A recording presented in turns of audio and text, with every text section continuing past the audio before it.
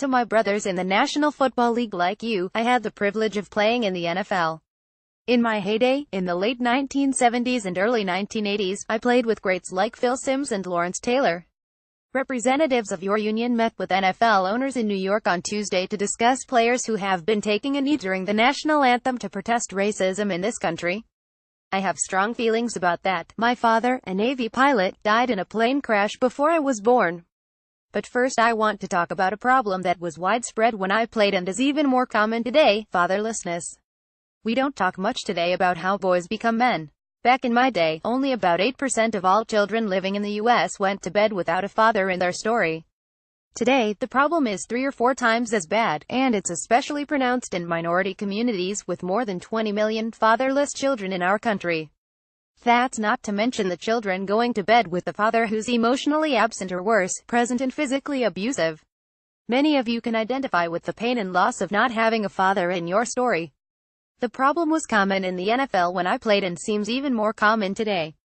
Some of you were blessed with men and coaches who stood up for you and invested in your lives, while others lived with the loss of a father who stepped out, took a knee and did not take part in your story. This loss affects every part of your life. Thankfully, another man stood up for me when my mother and I could not stand up for ourselves. He married her when I was 1 year old, and without him, my story would have been very different.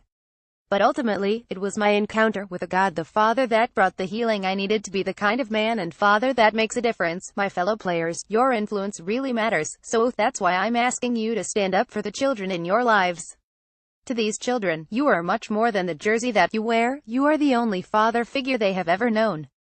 Take a stand by being the kind of man that every mom and dad tells their children, I want you to be just like him, treating the women in your life with honor and respect, living out your public life in a way that gives hope and structure to the fatherless kids that watch you every week, and being a present, loving father to your kids. Finally, let me add a personal note. As a child whose father and stepfather served in the military, I hope you will take a stand for our flag and the freedom that cost many of our fathers their lives.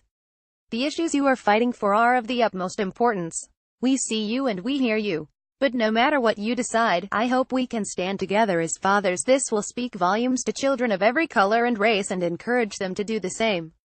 More than 2,500 years ago, a man wrote in Lamentations chapter 53, Orphans, we are not a father in sight, and our mothers are no better than widows. In so many ways, not much has changed since then. We still need men and women, fathers and mothers, willing to stand together for change. I'm praying for you. Ed Tandy McGlasson, former lineman with the New York Giants, Jets and Los Angeles Rams.